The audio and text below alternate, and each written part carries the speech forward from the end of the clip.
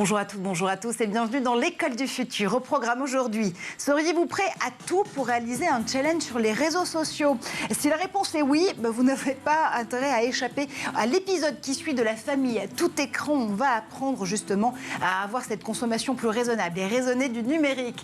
Elle a une idée derrière la tech, c'est Amélia Matar. Et Amélia, avec toi aujourd'hui, c'est une journaliste et créatrice de podcasts bien décidée à ne pas laisser le féminisme au passé. Après présente Lorraine Bastide, proposée en 2022. Futur, revue d'ouvrage avec toi à suivre.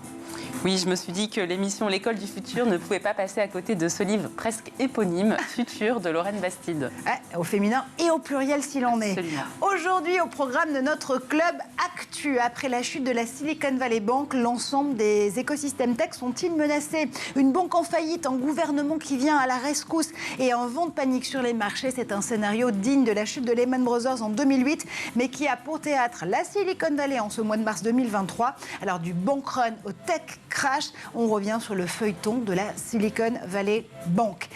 Deuxième partie pour notre club actu, le Digital Cleanup Day revient ce samedi. Et si on faisait vraiment le ménage dans nos habitudes numériques, c'est une journée de sensibilisation à l'empreinte environnementale du numérique. Et on va vous donner quelques tips pour passer à l'action. Et justement, pour passer à l'action, à mes côtés aujourd'hui, Marion Moreau, journaliste indépendante, messieurs, dames, experte du numérique, créatrice de l'excellente newsletter Hors Normes. Bonjour à toi. Bonjour Marjorie. Et vous l'avez vu, Alexis Clouet, évidemment, CTO de Digital et Metaverse Collège. Bonjour à toi, Alexis. Bonjour. Amélia, évidemment, commente avec nous cette actu et ces actus au pluriel, mais d'abord, focus. Des danses, des listes ou encore des sketchs, les challenges se multiplient sur les réseaux sociaux pour de plus ou moins bonnes causes, on ne va pas se mentir. La famille Tout Écran et le Clémy vous lancent un autre défi. Je maîtrise ma consommation du numérique challenge. Démonstration. Salut les petits loulous, on est en live avec Myriam et Erwan. Myriam, Erwan, on est déjà plus de 20 000 personnes sur le live. Alors, est-ce que vous êtes prêts à relever mon défi, le Yes Maris Challenge, pour gagner un incroyable cadeau? Yes! Myriam et Erwan, c'est un truc de dingue. On est en train d'exploser tous les records. Il y a plus de 80 000 personnes qui vous regardent. Alors, pour réussir le Yes Marie Challenge, je vais vous proposer 3 gages. Le premier, faire la poule. Oh là là, ça c'est de la poule de compétition. Premier gage hautement relevé. Le deuxième gage, ça va être de toucher votre nez avec la langue. Allez, c'est parti.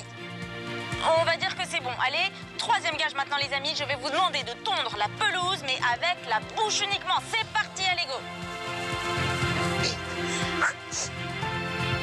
Non, oh. Vous êtes sérieux? Vous alliez vraiment le faire là? C'est fou, non? Je vous avais dit ou pas? Les gens, dès que tu leur parles de challenge, ils font n'importe quoi. Genre, moi, ça me rend dingue. Quand vous participez à un challenge sur Internet, réfléchissez aux conséquences avant de passer à l'acte. Vous pouvez vous mettre dans des situations ridicules, voire dangereuses. Faites le tri, les amis. Chérie, j'ai un challenge à te proposer. Je sens que ce challenge va me plaire. Tiens, alors c'est l'heure du vaisselle challenge. Ensuite, il y aura le sortir les poubelles challenge. Et pour finir, le massage de ta femme challenge. Ah, celui-là, je peux le relever sans crainte. Bon, les amis, est-ce que vous avez déjà cédé à la mode challenge sur les réseaux sociaux? Marion? Non, pas du tout. Alexis? Non, mais on fait travailler nos étudiants sur ce genre de choses, voilà. Ah bah bravo. Spectateur. Ah bah tu préfères faire travailler tes étudiants sur les challenges sur les réseaux sociaux que le faire toi? Non, quelques fois des fois pour l'école aussi. C'est vrai, j'ai fait quelques challenges pour l'école. Amélia, jamais? Non, jamais. Moi non plus. Bon, bref, on a une consommation by design, raisonnée du numérique. Vraiment, on est d'extrêmement bons élèves. On va voir si on est aussi bons élèves sur l'actu de cette semaine. Vous le savez, dans la première partie du Club Actu avec Marion, Alexis et Amélia, on va revenir sur le feuilleton littéralement numérique du moment, la chute de la SVB, la Silicon Valley Bank.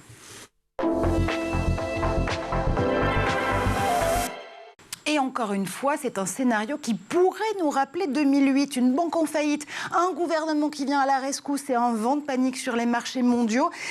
Vous vous souvenez de Lehman Brothers en 2008, cette fois-ci, c'est la Silicon Valley Bank qui a failli, qui a chuté littéralement vendredi dernier du bank run au tech crash. Est-ce qu'il y a donc un risque mondial sur les écosystèmes tech? C'est la question qu'on va se poser avec vous, messieurs, dames, aujourd'hui. Si on revient sur le contexte, la Silicon Valley Bank, c'était la réserve de trésorerie des startups, littéralement. Selon nos confrères de Reuters, elle était le partenaire bancaire de la moitié des startups américaines financées par du capital risque et cotées en bourse en 2022. On parle de montants qui s'élèvent en milliards, littéralement perdus en l'espace d'une journée. Pourquoi? Parce que l'ensemble de ces startups alertées par des ventes paniques ont voulu retirer leurs avoirs en même temps. Ça s'appelle un bank run. Littéralement, ça s'est passé vendredi. Entre-temps, le gouvernement américain, encore une fois, est venu à la rescousse. Joe Biden en première ligne de front. L'idée, c'était de sécuriser au maximum le système bancaire. Est-ce qu'il y est parvenu, Marion ? Non, parce que toutes les investigations ont démarré. D'ailleurs, cette nuit, le sujet a été pris à bras-le-corps par le ministère de la Justice américain et la SEC, qui est le régulateur. Donc ça veut dire que c'est une affaire assez sérieuse quand même, qui implique à la fois énormément de monde. On ne parle pas que des startups, mais aussi des investisseurs, des banques privées, des fonds de pension, des hedges, comme on le dit aussi aux États-Unis. Donc c'est tout un écosystème, là, comme une pyramide de Ponzi, qui est en train de trembler avec cette banque qui finançait quand même jusqu'à présent le poumon de l'innovation aux États-Unis, et ça représente évidemment des sommes extrêmement importantes. Des sommes extrêmement importantes. Est-ce que ça veut dire aussi que la Silicon Valley vient de prendre une belle leçon d'humilité ?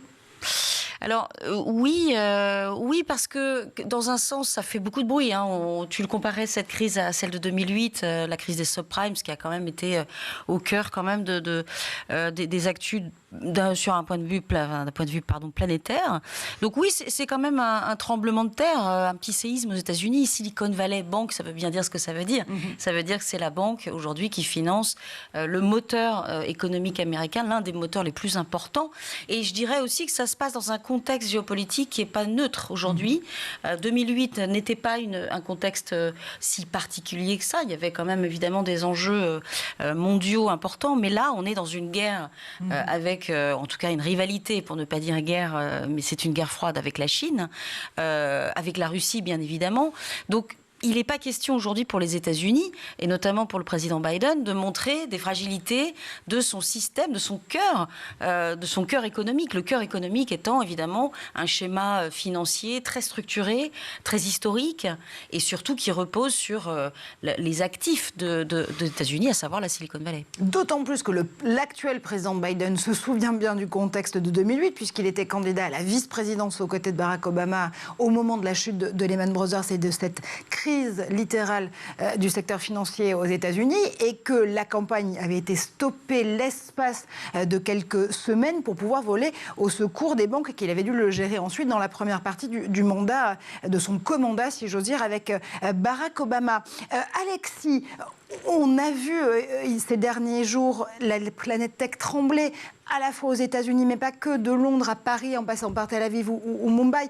Tu penses qu'il peut y avoir un véritable effet papillon, le retentissement de cette affaire? Est-ce que cette crise financière dans la Silicon Valley peut s'étendre à l'ensemble des autres systèmes tech? Alors, il y a eu quand même un tremblement de terre à l'annonce, à l'ouverture en bourse. Cependant, on va dire que suite à 2008, effectivement, maintenant, il y a eu une préparation à ça. C'est-à-dire que je ne pense pas, et c'est ce qu'indiquent un petit peu les chiffres, aujourd'hui, les différents États sont prêts à aider ce secteur-là pour éviter justement cet effet domino. Par exemple, on a vu que la filière de la Silicon Valley Bank à Londres a été rachetée pour la modique somme d'un livre, tout simplement, par l'État pour pouvoir les soutenir. On aurait pu le faire ensemble, mais on aurait pu se cotiser pour une livre et la racheter.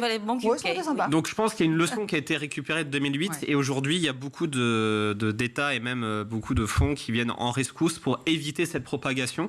Donc on va dire, c'est un peu comme avec le confinement, on a déjà préparé des mesures un petit peu sanitaires, financières. Donc que ça étaye au-delà, je ne pense pas, et c'est ce que les premiers chiffres et les personnes se sont en mesure de dire. Par contre, oui, effectivement, la confiance pour les nouvelles startups, maintenant, je pense que ça va être un peu plus difficile d'être valorisé aussi facilement et d'avoir des levées de fonds si rapides, quoi. Ce que tu nous dis, c'est qu'en gros, les États veulent éviter une pandémie financière pour sécuriser les financements de l'industrie numérique. Mais est-ce qu'on peut éviter la crise, Amélia ? C'est très difficile de répondre. Enfin, c'est évident qu'il se passe quelque chose de majeur en tous les cas, que les petites entreprises, moi je me fais un peu le porte-voix des toutes petites entreprises, on regarde ça attentivement parce que on se demande quel tsunami va nous balayer. Et on a aussi effectivement en tête ce qui s'est passé en 2008 et on est très attentif à la suite et aux conséquences de tout ça sur nous. Est-ce que finalement, ce bank run, encore une fois, qui a causé la chute de la SVB, Marion, nous rappelle peut-être une hypothèse qui aurait pu se confirmer dès 2020, mais qui n'a pas été le cas, puisque vous vous en souvenez, 2020 a été l'année de pandémie virale qu'elle a été, mais ça aurait pu être une année de pandémie, encore une fois, financière et en matière d'investissement. Est-ce que finalement, on est en train d'aborder cette fameuse crise des valorisations, c'est-à-dire avoir vu des boîtes tech monter trop vite, être valorisées $1 milliard. Vous le savez, on vous parle souvent de ces fameuses licornes, des décacornes et de ce bestiaire mythologique de la tech ici dans cette émission. Est-ce que finalement, on est en train de toucher le début du dégonflement du ballon ? Alors, c'est difficile de répondre et pourtant ta question elle est très bonne parce que effectivement c'est un sujet qui d'ailleurs est un sujet récurrent. Il ne s'agit pas seulement de le regarder au regard de cette crise SVB et de cette crise financière, mais c'est vraiment quelque chose qui a été aussi dans l'actualité post-Covid puisque beaucoup de start-up, y compris aux États-Unis, ont craint énormément finalement le recul du financement VC, du financement privé. Oui, il y a une question sur les valorisations qui donc n'est pas nouvelle.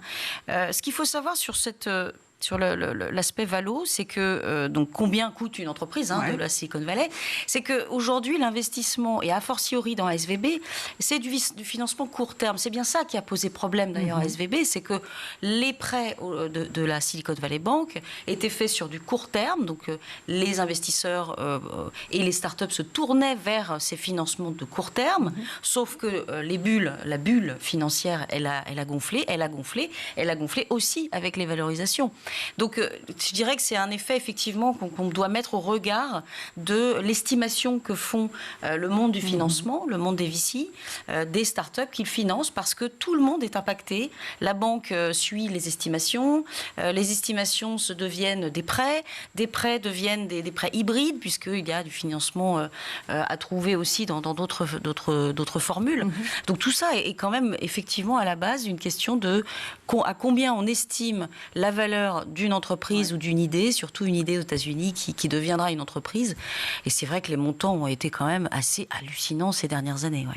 Alexis, est-ce que ça peut aussi faire partie d'une prise de conscience pour tes étudiants et tes étudiantes qui se destinent, alors pas forcément de l'entrepreneuriat pur et dur, mais en tout cas à participer à cet écosystème tech, et le fait de se dire qu'il faut peut-être raison garder quand on valorisait, sans mauvais jeu de mots pour le coup à tour de bras, la levée de fonds comme le saint graal de l'écosystème numérique, est-ce qu'aujourd'hui tu peux être amené à avoir des étudiants et des étudiantes qui se disent « Ok, j'ai compris que la start-up c'était une forme juridique, que lever des fonds c'était une chose, mais que j'en ai pas forcément besoin pour pouvoir devenir une entreprise rentable et créer des emplois, créer des produits et développer mes idées ». Absolument, c'est une très bonne question parce qu'on a justement une filière start-up pour nos étudiants qui souhaitent entreprendre et on démystifie un petit peu ce sujet de levée de fonds parce que un entrepreneur débutant, son réflexe, c'est je vais viser la levée de fonds, l'investissement, etc. Et on leur explique justement qu'il y a déjà une part de contrôle, que c'est à risque et qu'aujourd'hui, il y a beaucoup d'entreprises, dont Digital College, qui, par exemple, s'est développé sans aucune levée de fonds au préalable, avec juste de l'aide d'un groupe d'écoles, mais c'est tout. Et donc, bien entendu, ça fait partie également de leur programme. Et d'éviter, c'est vrai qu'on constate que tous les étudiants qui viennent en filière start-up ont ce réflexe de dire je vais avoir un investissement, je vais avoir une levée de fonds, comme si c'était aujourd'hui, en fait, comme si c'était acquis, en quelque sorte. Une belle com, un beau storytelling, bon, maintenant, j'ai 10 millions, 1 million, 500 000, 100 000. Et effectivement, dans la mentalité des jeunes entrepreneurs, je pense que c'est devenu un peu trop facile d'attendre ça, effectivement. Amélia, je te laisse encore une fois la casquette de cofondatrice de Coloris, comme tu l'avais dans ta première réponse. Là aussi, pour toi, pour une start-up comme Coloris, qui a une véritable réputation aujourd'hui, qui commence à être backée aussi par des investisseurs, mais pas que par des banques publiques d'investissement comme la BPI et comme la Caisse des dépôts via la Banque des Territoires, ça permet là aussi même pour toi en tant qu'entrepreneuse, de retrouver un peu de rationalité dans la façon dont tu peux gérer ces investissements et ces levées de fonds? Clairement, oui, en tant qu'entrepreneur, la question de la levée de fonds est importante et elle n'est pas systématique. C'est effectivement important de le souligner. Et nous, ce que j'ai envie de souligner ici, c'est qu'on a été chercher des investisseurs très particuliers, que sont effectivement la Banque des Territoires et Maïf Impact, qui ont des thèses d'investissement à impact, justement, et qui vont regarder, au-delà des critères financiers, plein d'autres critères de l'entreprise, et notamment son utilité sociale, le nombre de bénéficiaires, la typologie des bénéficiaires. Et ça permet quand même d'avoir effectivement une approche peut-être un peu plus saine que juste l'approche strictement économique avec l'attente. On a des attentes et des objectifs économiques très forts, mais on est aussi regardé de très près sur d'autres aspects de l'entreprise. Est-ce que, même si c'est une façon un peu dure d'apprendre la leçon, Marion, est-ce qu'on est en train de rentrer enfin dans cette ère d'un numérique sobre, responsable et éthique dont on parle très souvent encore une fois ici et cette année parce que c'est le maître mot de la saison. Mais est-ce que c'est en touchant au porte-monnaie, en ayant cette crise financière dans la tech qui est en train de s'ouvrir, que finalement on va pouvoir raison garder ou retrouver en tout cas des véritables raisons d'aller justement vers cette innovation et vers ces entreprises numériques? J'adorerais te répondre oui, Marjorie, oui, bien sûr. J'aimerais te dire qu'il va y avoir un élan comme ça quelque part de raison. Ouais. Raison. Je ne le crois pas parce que il faut savoir que la Silicon Valley, pour celles et ceux qui nous écoutent et ne sont pas encore allés là-bas, ça vaut le coup malgré tout. Oui, et tu connais. La Silicon Valley, c'est très particulier. C'est un microcosme où il y a une rue qui concentre tous les investisseurs, qui est c'est un petit monde. C'est une toute petite parcelle du monde sur lequel les enjeux ne sont pas les mêmes qu'ici. Ouais. On ne raisonne pas de la même façon. Et c'est même pas d'être américain versus français, c'est de vivre dans la Silicon Valley versus le reste du monde. Et donc, il y a quand même, il y a plein de choses d'un point de vue culturel qu'il faut, à mon avis, prendre en compte dans ce fait d'histoire, qui trouvera son issue. Il n'y a aucun problème. A priori, on pourrait aller, je lance un scénario hypothétique, mais probablement que le Trésor américain va refinancer, si elle a envie de garder Silicon Valley Bank comme étant une marque importante dans l'écosystème financier mondial. Derrière, il y a quand même aussi des banques qui en dépendent. Je pense à Signature Bank à New York, qui finance elle aussi des startups très importantes et très bien valorisées. Donc, voilà, il y a des codes culturels à prendre en compte. Il y a aussi des thèses d'investissement, tu le disais, Amalia, à prendre en compte. Aux États-Unis, on adore en ce moment, c'est la folie sur l'intelligence artificielle. Depuis ChatGPT, depuis la nouvelle version qui vient d'être lancée, qui va un cran plus loin. On est sur un rythme complètement dingue d'investissement qui, tout d'un coup, peuvent aller du simple au triple en termes de mise de fonds. Et puis, il y a un dernier phénomène aussi sur les thèses d'investissement qui a expliqué, ça je voudrais juste revenir là-dessus, j'extrapole un peu par rapport à ta question, mais c'est les crypto-monnaies. Souvenez-vous quand même, et on en a parlé ensemble ici, de FTX, cette plateforme d'échange de crypto-monnaies qui s'est effondrée, c'était il n'y a pas si longtemps que ça. Ouais. Donc là, les États-Unis prennent un peu cher. Et qui mettent aussi en péril les ICO, les levées de fonds en crypto-monnaie, qui est un outil auquel beaucoup de startups ont recours en ce moment, notamment. Tout à fait, exactement. C'est une autre forme de levée de fonds. Et les crypto-monnaies sont aussi au cœur de ce collapse de SVB parce que il y a eu énormément, effectivement, à la fois des valorisations extrêmement importantes, beaucoup trop sans doute, qui font que l'argent coûtait pas très cher. Mais finalement, quand une banque concentre la majorité de ces fonds-là et qu'elle n'est pas solide, ça s'effondre de façon dramatique. J'ai un entrepreneur français qui a notamment investi dans les crypto-monnaies, mais pas que, qui me disait avant-hier qu'il avait placé 10 millions de dollars sur des 10 millions de ses actifs, à la fois professionnels et personnels, dans Silicon Valley Bank. Il n'a pas écouté les investisseurs qui lui disaient surtout diversifie tes avoirs et mets-les dans plusieurs banques, ce qui apparemment est la règle et va la devenir de façon globale. Et il a tout mis là-bas et il ne sait pas s'il va même pas récupérer seulement 250 000 dollars sur les 10 millions. Donc il y a quand même, probablement probablement qu'il y aura un peu plus pour des plans de sauvegarde, mais il y a de l'argent qui va être perdu. Donc voilà, il y a un système qui peut-être va évoluer, mais ça reste quand même des phénomènes qui se reproduisent. Tu parlais de 2008, il n'est pas impossible qu'il y ait à nouveau des phénomènes qui se reproduisent sur un schéma de capitalisme financier qui est aujourd'hui dominant.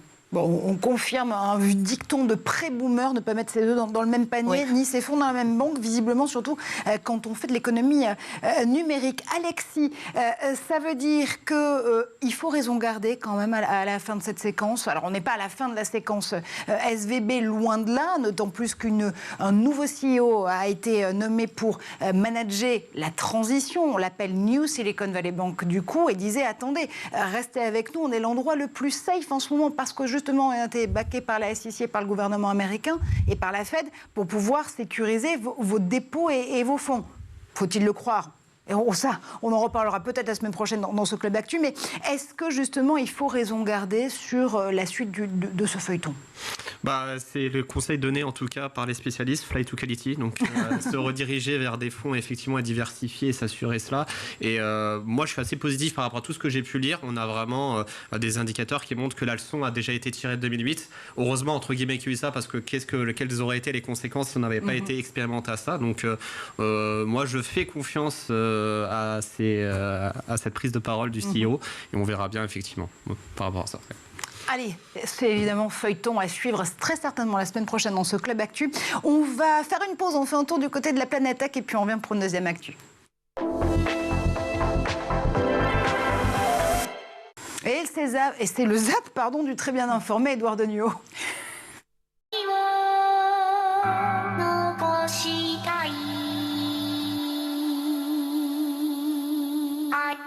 To the flow though, you already know though.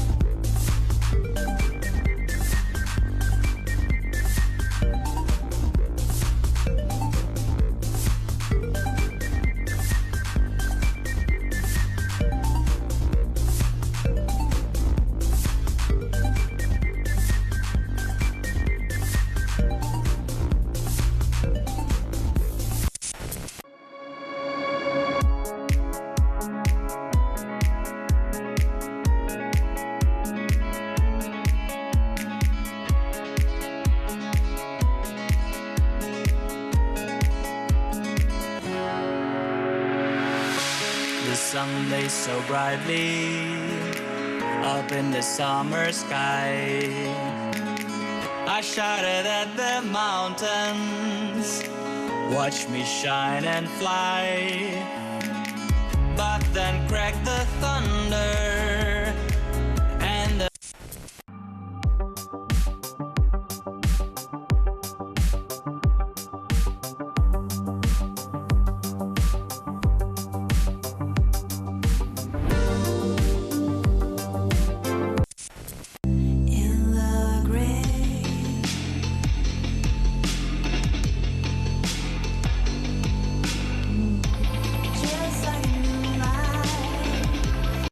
de retour sur le plateau de l'École du Futur version Club aujourd'hui en compagnie d'Alexis Chloé, de Marion Moreau et d'Amélia Mattar. Ça tombe extrêmement bien parce qu'Amélia Mattar a une idée derrière la tech.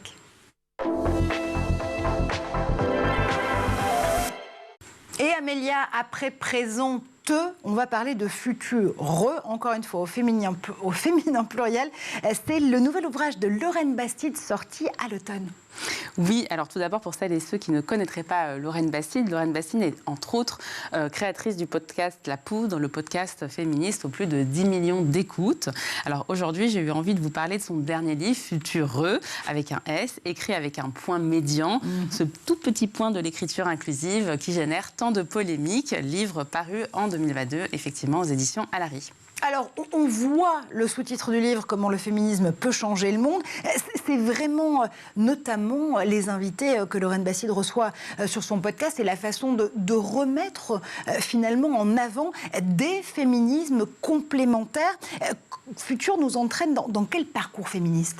Alors, effectivement, le sous-titre du livre est très explicite. Comment le féminisme peut sauver le monde. Et chaque chapitre dresse un futur souhaitable vu par le prisme du féminisme.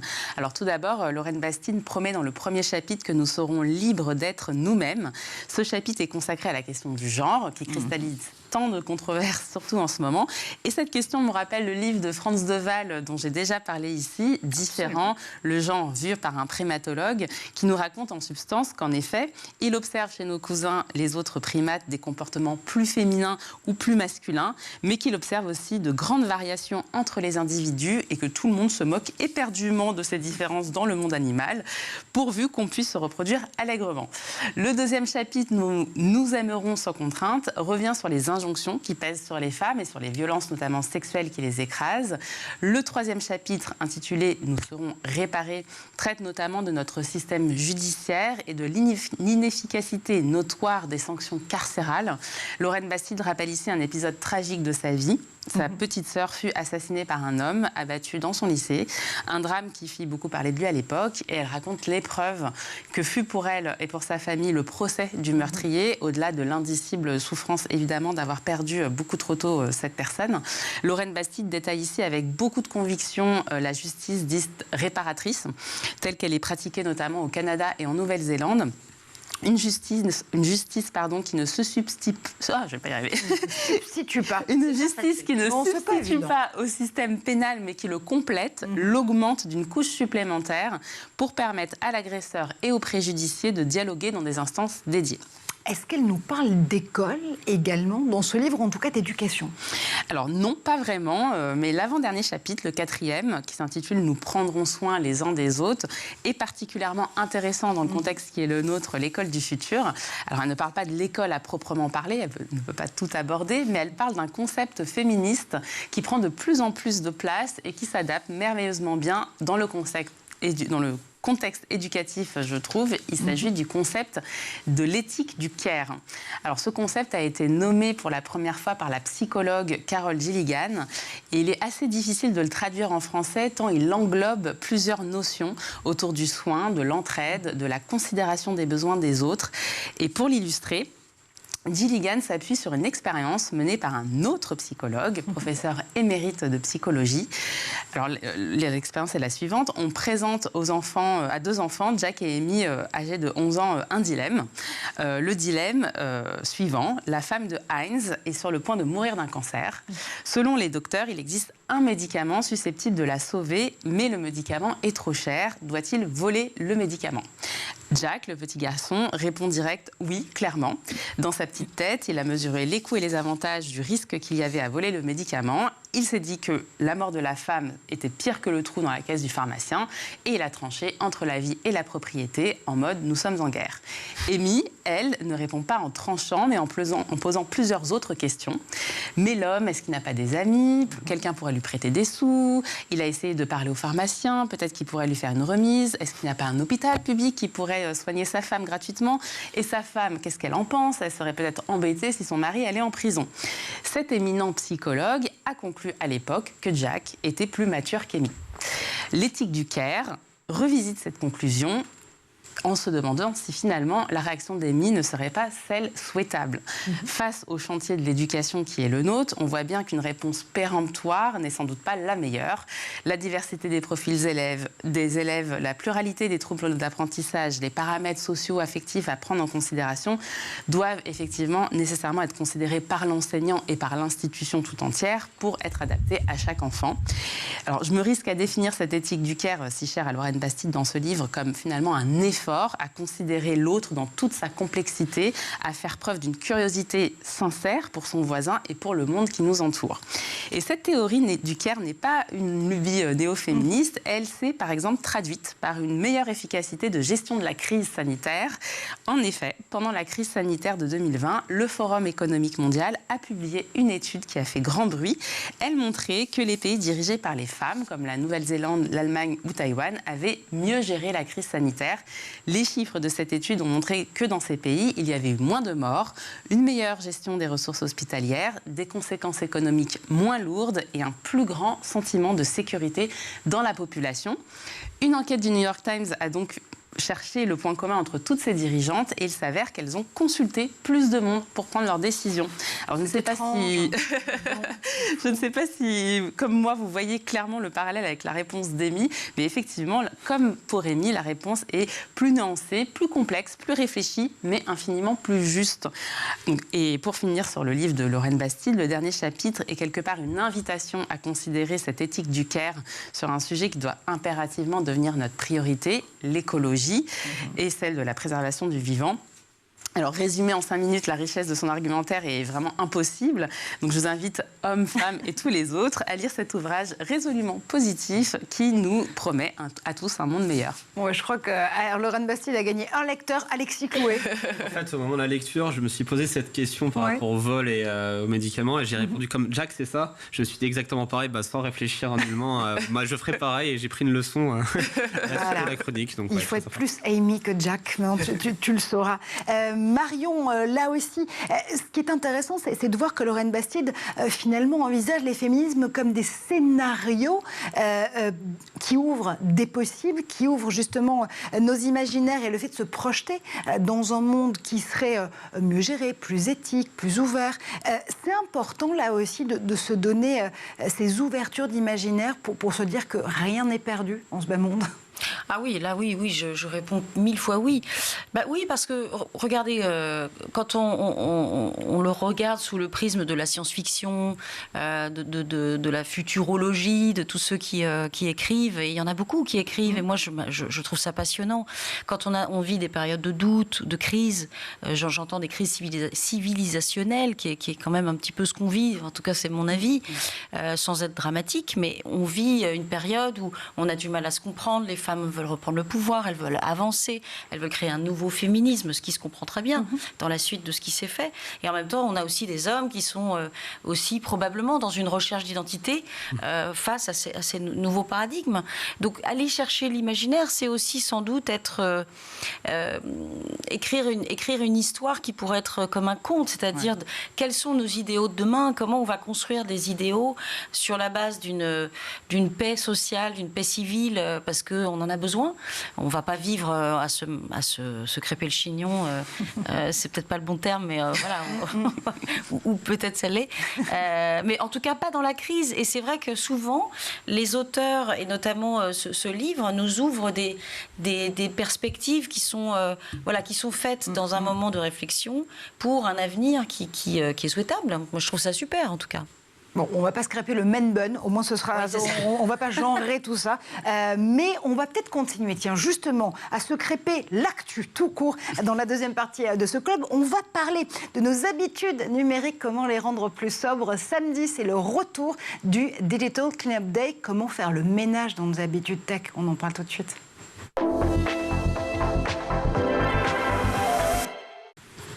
Justement, ce samedi 18 mars, c'est le retour du Digital Cleanup Day. Et si on faisait justement le ménage dans nos habitudes numériques, c'est une journée de sensibilisation mondiale à l'empreinte environnementale du numérique. On va vous donner quelques tips, quelques conseils pour pouvoir passer à l'action. Et c'est vrai que cette date, elle coïncide notamment avec la remise de ce rapport, il y a quelques jours à peine, de l'ADEME et de l'ARCEP au gouvernement, un rapport sur l'impact environnemental du numérique, qui a fait grand bruit la semaine dernière, qui proposait notamment des deadlines 2030 et 2050, et puis 2 scénarios, un pari réparateur et une génération frugale. L'idée étant de se dire qu'il faut drastiquement réduire l'empreinte environnementale des secteurs numériques au pluriel, sachant que notamment ce rapport incriminait le trafic de données qui serait multiplié par 6 d'ici 2030. Et le nombre d'équipements est supérieur de 65% en 2030 par rapport à 2020 du fait de l'essor des objets connectés. Une empreinte environnementale grévée par la consommation numérique pure et dure et par ses habitudes, encore une fois, numériques. Est-ce que c'est vraiment le nerf de la guerre, Marion? Est-ce qu'il faut faire la guerre à la façon dont on consomme la tech avant tout? Alors oui, mais j'aurais tendance à dire qu'il ne faut pas stigmatiser seulement nous, les usagers. Je pense qu'il faut aussi le regarder, demander des responsabilités, des prises de responsabilité, donc des actions à tout l'écosystème de l'innovation. L'écosystème de l'innovation, c'est qui? Je les connais par cœur. Ce sont les opérateurs télécoms, ce sont les fabricants de devices, ce sont les hébergeurs et ce sont les éditeurs. Donc c'est à peu près 4, on va dire, corps de métier, je dirais, corps de manufacturiers qui font l'innovation. Et moi, j'aimerais bien qu'on mette, d'ailleurs, je vois la patronne d'Orange la semaine prochaine, je vais lui demander, sans la stigmatiser, je ne dis pas qu'Orange est responsable de tout en particulier, mais il y a des responsabilités face auxquelles il faut mettre ces acteurs-là, qui font déjà des choses. Je sais, Orange a lancé une politique de recyclage intéressante, etc. En revanche, il y a une autre chose qui, moi, m'inquiète sur le sujet, et c'est bien que tu puisses en parler aujourd'hui, Marjorie, c'est que les chiffres sont sous-estimés. On entend... Alors, il y a des chiffres qui se baladent, je ne sais pas quels sont les vôtres. On estime à 8% la pollution globale de la planète liée au numérique, mais ça peut grimper parfois jusqu'à 12% si on prend en compte d'autres facteurs. Les pouvoirs publics ont admis, suite à une enquête du journal Le Monde la semaine dernière, que finalement les barèmes, les méthodologies qui leur permettent de mesurer la pollution sont là aussi sous-estimées, qu'il va falloir revoir les méthodologies qui sont relativement anciennes et surannées. Donc le sujet, il est important. Le sujet, il est vraiment important. Il est important, effectivement, dans la donnée. Il est important dans les devices, dans le recyclage du parc informatique. Mais c'est un vrai sujet. Il faudrait plus de digital journées comme ça. Il faudrait que ce soit des assises régulières qui permettent à tous les acteurs de se mettre autour de la table pour faire les comptes. Et puis, que tout le monde se responsabilise, et pas seulement les citoyens. Et puis déjà, se mettre d'accord sur les chiffres. Comme tu le disais, il y a plusieurs méthodologies et écoles, finalement, qui s'affrontent. Comment avoir une lisibilité, finalement, de nos impacts, encore une fois collectifs, carbone et de nos impacts environnementaux du numérique. Alexis, toi, quelles sont tes recommandations ? Déjà, effectivement, pour avoir analysé les chiffres, dans un premier temps, on constate qu'il y a des chiffres qui varient, mais en tout cas qui corrèlent avec le fait que la pollution numérique, c'est autant que la pollution de l'aviation, par exemple. Donc, et ce qui est étonnant, c'est qu'effectivement, déjà, il faudrait sensibiliser les gens, parce que tout le monde est sensibilisé à moins prendre la voiture, prendre les transports en commun, la trottinette, son vélo, à moins voyager en avion et privilégier le TGV. Par contre, pour le numérique, on n'entend rien parler de ça. Et c'est vrai que c'est un vrai problème, parce que quand on a deux chiffres, mais selon les sources, effectivement, mais qui sont quand même corrélés avec un niveau équivalent à l'aviation, il faudrait prendre des solutions, par exemple, surtout sur les emails, les spams, ce genre de choses. Déjà, se désabonner de tous les mails qu'on reçoit, parce que envoyer un mail ou recevoir un mail, j'avais une petite stat marrante à donner, c'est un mail avec une petite photo de vacances, c'est l'équivalent de 500 mètres en voiture consommée. Donc, il y a plein de choses à faire, sensibiliser en entreprise. On est tous en train de se dire, il y a combien de photos dans les derniers emails que j'ai envoyés? Je suis en train de balayer combien de mètres exactement? Alors là, je n'aurais pas les chiffres sur le total, mais effectivement, ça donne cette idée-là. Donc effectivement, les solutions, c'est surtout de faire la même chose qu'on a fait pour nos jeunes sur la consommation en termes de trajet, de transport, etc., mais sur le numérique. Donc peut-être déjà moins remplacer son téléphone tous les 2 ans, moins envoyer des mails pour rien, moins mettre des fichiers joints et peut-être créer une sorte, alors même si le cloud consomme également, mais plutôt qu'envoyer 10 emails avec une pièce jointe, peut-être mettre un petit lien à tout le monde pour que tout le monde puisse aller sur sa petite drive, son petit lien drive pour tout ça, et juste prendre conscience, déjà, ce serait une bonne chose, parce que j'ai l'impression que tout le monde s'en fiche un petit peu ou ne se rend pas compte de l'impact. Cette hygiène de sobriété numérique, c'est aussi quelque chose que tu dispenses à tes étudiants chez Digital et Metaverse Collège. Est-ce que, concrètement, pour le dire clair, il faut aussi commencer à le faire entrer dans les habitudes le plus tôt possible, donc faire une éducation à la sobriété numérique? Absolument, et on a même ouvert une nouvelle filière pour cette rentrée qui est l'économie digitale et du numérique, qui reprend les principes qu'étudient les étudiants, mais avec justement tout ce travail pour qu'ils puissent, dans leur petite boîte à outils, proposer aux entreprises, en plus de leur culture digitale, également un plan écologique pour ces entreprises. Donc oui, clairement, c'était un enjeu cette année et on le lance pour teasing pour l'année 2023 en termes de rentrée. Donc clairement, même s'il y avait déjà des cours et des notions qu'ils apprenaient, là au-delà de cours, c'est vraiment une filière qui est ouverte et qui est même attendue par nos étudiants. Waouh, quel teasing! On reviendra justement t'interroger là-dessus à la rentrée prochaine. Amélie, là aussi, c'est important. Tu le vois au contact des enfants qui utilisent Coloré notamment. Alors, la chance que tu as, c'est que Coloré s'utilise sans écran, justement. C'est tout le principe. C'est important, là aussi, dès le plus jeune âge, de faire entrer cette logique de sobriété numérique. Oui, clairement, un petit peu à l'instar de ce que vous avez fait. Nous, on a effectivement un module numérique responsable dans lequel il y a plusieurs activités autour de la sobriété numérique. Et il y a notamment une activité qu'on a développée avec greenIT.fr, cette association qui a porté la loi Rennes à l'Assemblée sur la réduction de l'empreinte du numérique sur l'écologie. Et c'est une activité durant laquelle les enfants vont prendre conscience du sac à dos écologique, de la fabrication d'un smartphone et vont pouvoir voir concrètement sur un planisphère le tour du monde que requiert la fabrication de ce téléphone et l'impact énorme qu'il y a effectivement sur notre environnement. Et à la fois, les enfants sont effectivement très interpellés et très enthousiasmés. Enfin, voilà, on sent que clairement, on touche un point de sensibilisation chez eux. Mais l'adulte qui se saisit de l'activité pour la présenter aux enfants, lui-même, en fait, est sensibilisé et se rend compte qu'il n'avait pas du tout conscience de ça. Ouais, c'est le côté effet miroir qui, finalement, encore une fois, nous fait prendre conscience de nos pratiques et surtout de l'impact de ces pratiques-là.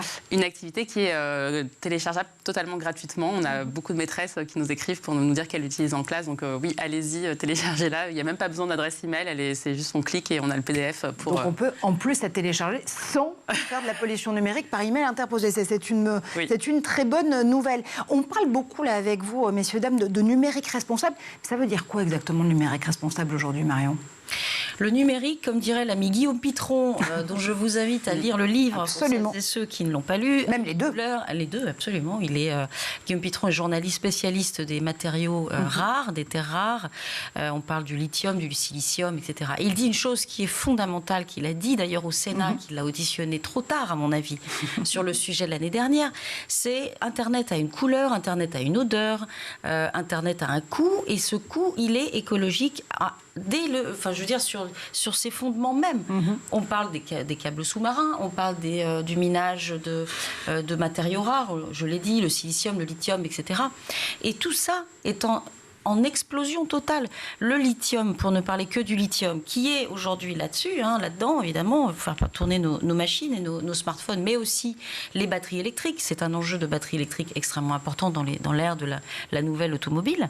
Le coût du lithium, le prix du lithium a été multiplié par 14 entre 2020 et 2022. On est en train aujourd'hui de miner, d'assassiner à nouveau la planète sur le minage de ces terres rares pour aller demain nous faire plaisir à rouler en SUV électrique ou avoir le dernier iPhone 22. Bon, tout ça, il faut en avoir conscience. Je veux dire, c'est aujourd'hui, je ne suis pas particulièrement militant, je suis comme tout le monde, j'ai envie qu'on arrête de faire du mal à la planète, mais on n'y va pas. On n'y va pas, il faut être clair, on n'y va pas. Et donc aujourd'hui, ces initiatives sont bonnes de faire des prises de conscience, tu le disais, à minima, mais il faut quand même qu'on aille encore plus loin. Je veux dire, on est sur un deuxième virage qui est aujourd'hui à nouveau de toujours plus consommer parce qu'on va aller vers ça. Donc on est loin d'avoir réglé le problème. Prise de conscience et puis peut-être aussi régler un hiatus entre nos envies de sobriété et d'actes responsables et nos comportements. Parce que quand on voit l'ouverture de la boutique éphémère Shein à Lyon, justement, il y a quelques jours à peine, et la ruée que ça a occasionné de la part des jeunes consommatrices et consommateurs pour aller dans un magasin physique de cette fameuse marque chinoise qui déclenche tellement de polémiques en ligne, et que des associations environnementales s'élèvent contre cette boutique éphémère et fassent des actions absolument coup de poing et éclatantes, ça dit aussi quelque chose, parfois, du paradoxe. Ouais. Complètement. Tu m'ôtes le mot de la bouche du paradoxe dans lequel on est. C'est le paradoxe, mais même moi, je veux dire, pas pour parler de moi, je vais faire un petit tour de table. On est évidemment toujours coupé en deux entre le bon citoyen qu'on a envie d'être avec cette conscience écologique, environnementale, et puis nos envies, nos pulsions. Oui, c'est ça, c'est du pulsionnel. C'est ça qu'on vient chercher sur TikTok notamment, ou sur d'autres apps comme Shein, tu le disais, qui est cette termes de fast fashion, qui a quand même fait 60 milliards, qui vise les 60 milliards de revenus, avec plus de 10 millions d'Américains qui ont consommé en 2022. Je ne dis pas que les Américains s'en fichent complètement de la planète, mais on est très très loin de la prise de conscience, nous, qu'on a ici en Europe. Donc oui, il y a un paradoxe, malheureusement, mais je crois que c'est humain. Et je ne sais pas comment aujourd'hui on va régler ce paradoxe. Est-ce qu'il est solvable? Est-ce qu'on va arriver à se dire, ben voilà, je ne sais pas comment tu veux réagir, Amalia, mais c'est compliqué. Je crois que une des solutions, en tous les cas, c'est de créer un autre imaginaire et de projeter un bonheur ailleurs que dans la surconsommation. Parce que ce qu'on dit à ces jeunes hommes et à ces jeunes filles, c'est bien souvent, voilà, ce sont des jeunes gens, c'est que pour être heureux, il faut absolument consommer. Et alors, non seulement c'est faux, mais en plus c'est extrêmement destructeur. Et surtout, le bien-être peut effectivement, doit se trouver forcément ailleurs. Et charge à nous de construire des histoires, des imaginaires, de projeter ces jeunes gens vers un bonheur qui soit sobre, quoi.